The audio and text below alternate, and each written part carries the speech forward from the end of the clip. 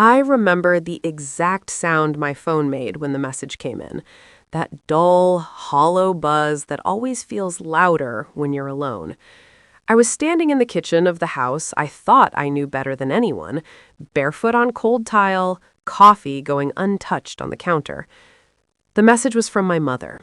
No emojis, no call me when you can, just words that landed like a slap. We've decided to give the house to your brother. He'll be moving in next month. I stared at the screen like it was written in another language. This house, the one I'd painted myself, the one where I fixed the leaking sink with a YouTube video and a prayer, the one whose mortgage I had paid on time every month without fail. My chest tightened, not from panic at first, but from something heavier, betrayal mixed with disbelief. I typed back, then deleted it, typed again, deleted again. Finally, I just wrote, "What do you mean, give him the house?" The typing bubbles appeared, disappeared, appeared again. "Don't make this difficult. You're not using it the way a family should." I laughed out loud, a sharp, humorless sound that echoed off the cabinets. Not using it the way a family should. I lived alone. I always had. That had apparently become my crime. I called her. She didn't answer. I called my father, straight to voicemail. That's when the memories started flooding in uninvited. The way this house came into my life in the first place, how everyone always rewrote that part, conveniently forgetting the details when it suited them. 5 years earlier, my grandmother had died quietly in her sleep. No drama, no drawn-out goodbye, just gone. She'd lived in this house for over 40 years. It was old but solid, with creaky stairs and a backyard fig tree that dropped fruit every August. I was the one who visited her every Sunday, the one who drove her to appointments, the one who listened to the same stories again and again without rushing her. When she got sick, I moved in for a while, slept on the couch, paid for groceries, helped with bills. My parents lived 2 states away. My brother lived 20 minutes from her and somehow never had time. A week before she passed, she asked me to bring her the folder from the hall closet, the green one. I remember her hands shaking as she opened it. She didn't smile when she spoke. She said, "They think they know what I want, but I know what I need." She pointed to the paperwork, her will, the deed, my name. I told her she didn't have to worry, that we could talk about it later. She squeezed my hand harder than I thought she could. She said, "Promise me you won't let them erase this." I promised. After the funeral, my parents cried publicly and argued privately. My brother, Mark, barely looked at me. When the will was read, the room went silent. My grandmother had left the house to me, not jointly, not conditionally, to me. My mother's face tightened. My father cleared his throat. Mark leaned back in his chair and crossed his arms like this was temporary, like the universe would correct itself. They tried, of course. My father said later, "It's not personal, it just makes more sense for Mark." My mother added, "He has a family. You're young, you'll figure something out." I didn't fight them then. I didn't need to. The paperwork was clear. The lawyer confirmed it. The deed was transferred. I paid the fees. I moved in permanently. For a while, they pretended it was fine. Until it wasn't.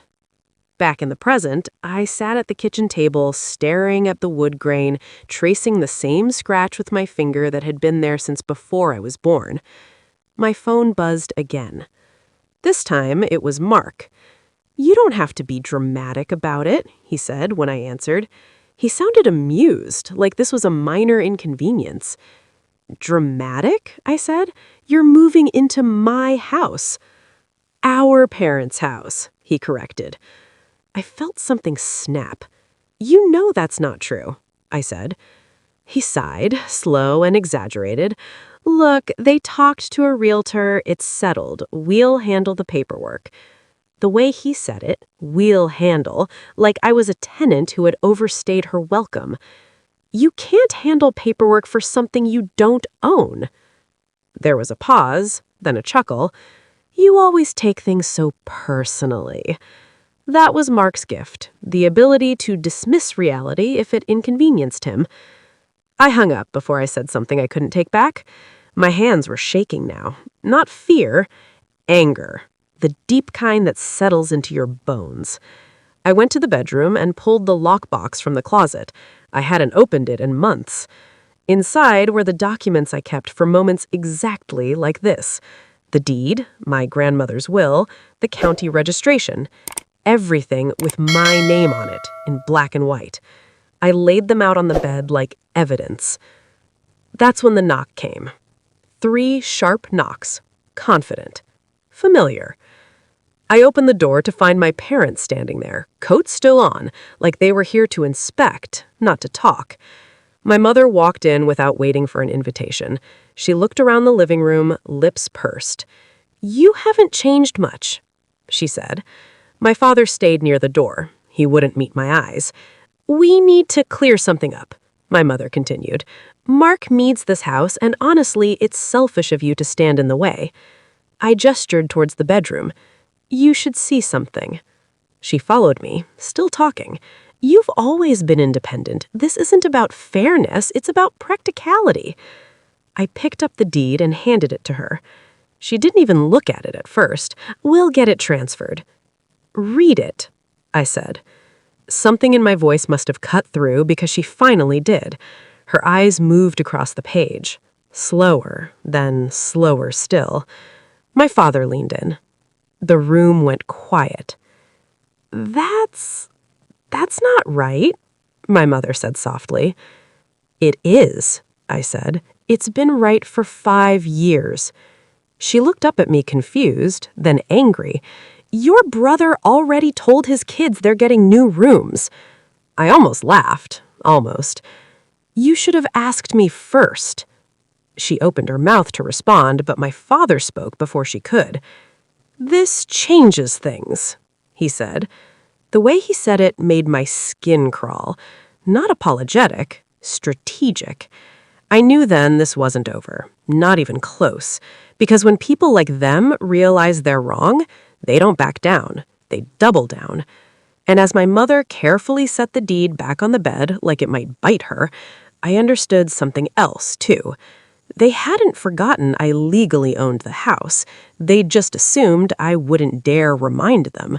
And that assumption was about to cost them more than they realized. My mother didn't say another word after that. She just stood there, staring at the papers like they were a personal insult. My father cleared his throat again, the same nervous tick he'd had my whole life when something wasn't going according to plan. "We should talk about this calmly," he said, finally meeting my eyes.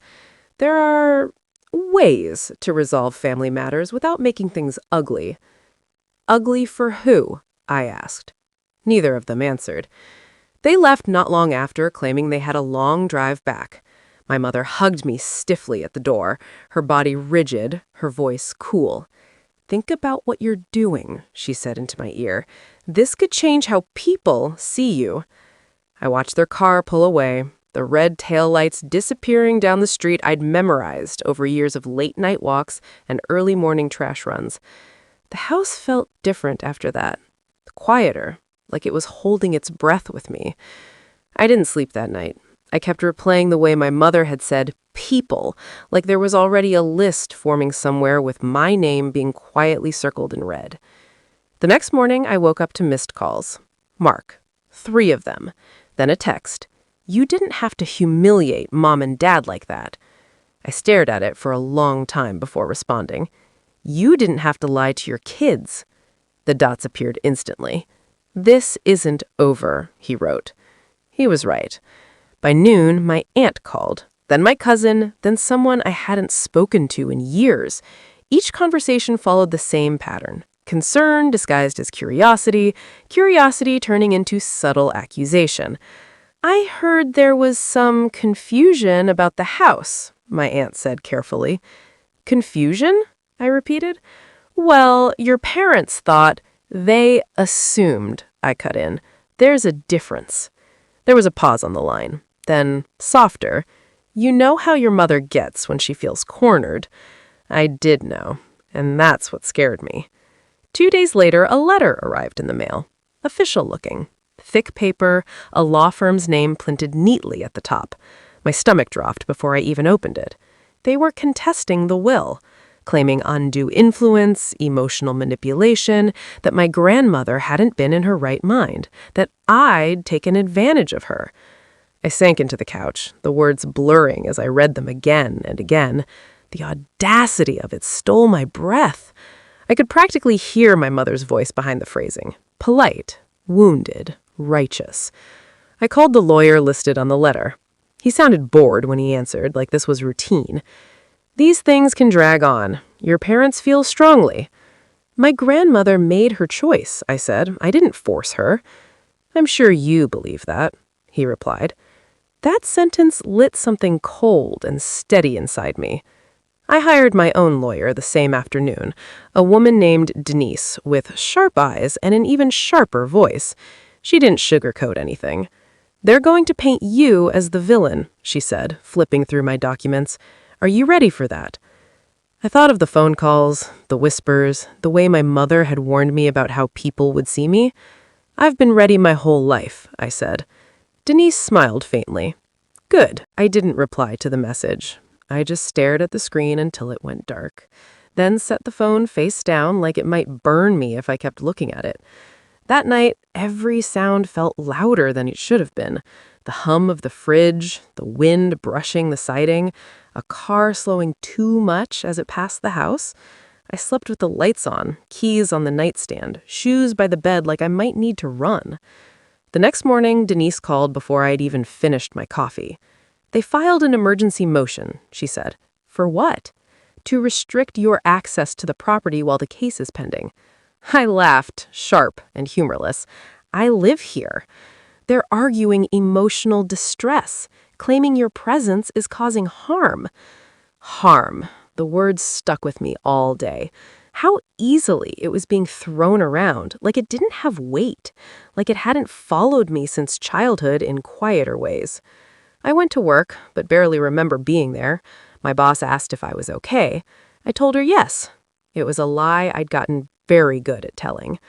When I got home, Mark was waiting across the street, leaning at his car. He straightened when he saw me, that familiar smirk already in place like he'd rehearsed it. Can we talk? He asked. We're talking, I said, not moving closer. He glanced at the house.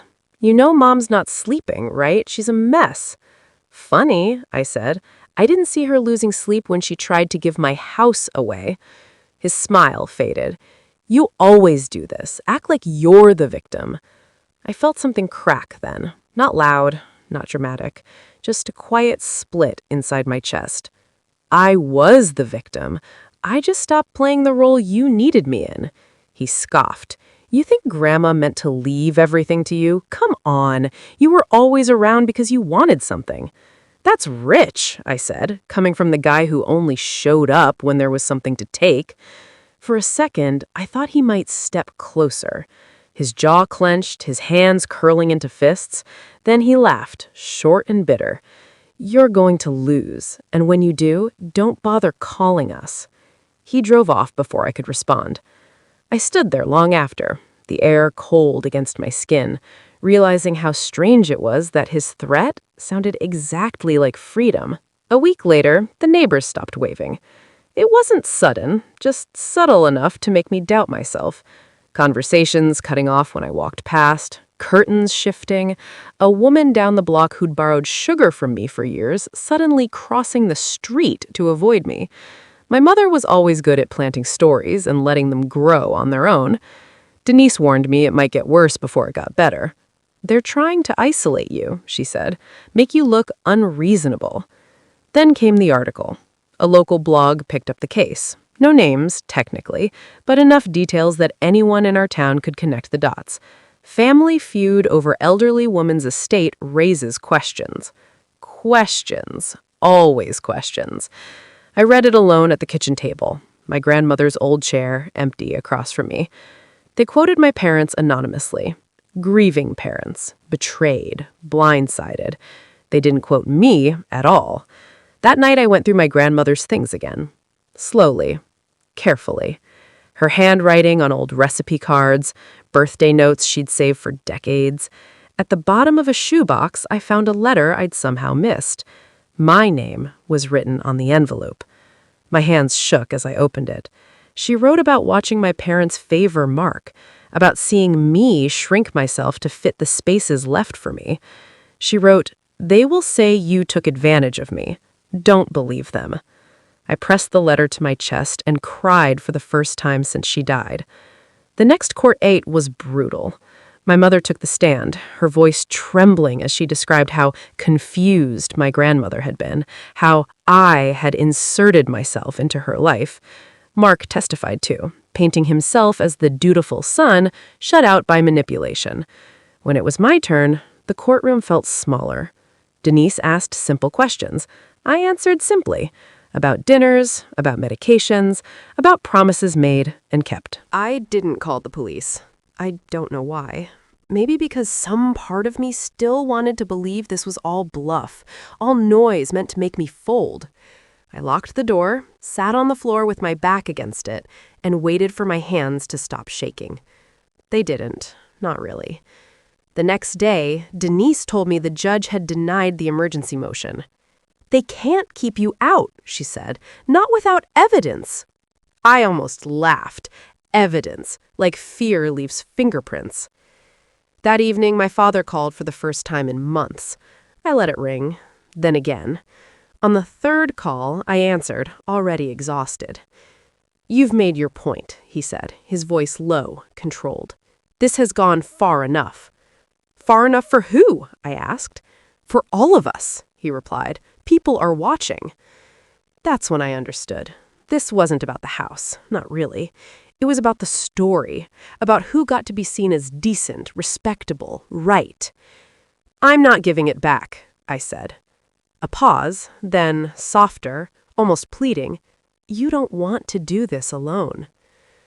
I looked around the kitchen, my kitchen, the chipped paint my grandmother had promised to fix someday, the window she loved because the light came in just right in the mornings. "I already am," I said, and hung up.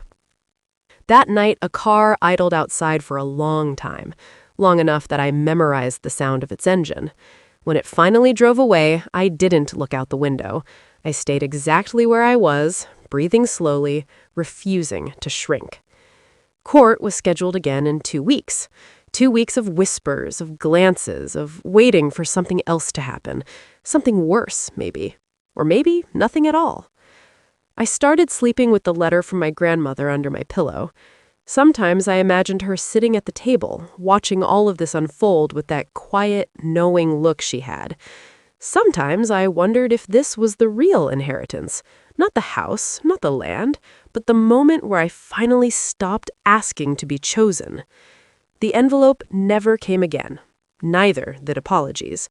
And I don't know how this ends yet. I just know that every morning I wake up still here, still standing in a house they swear isn't mine, listening to a silence that feels less like loneliness now and more like space. If this story pulled you in and you want to know what happens next, don't forget to like the video, subscribe to the channel, and turn on notifications so you don't miss the next part. Your support keeps these stories alive, and trust me, you're going to want to hear what comes after this.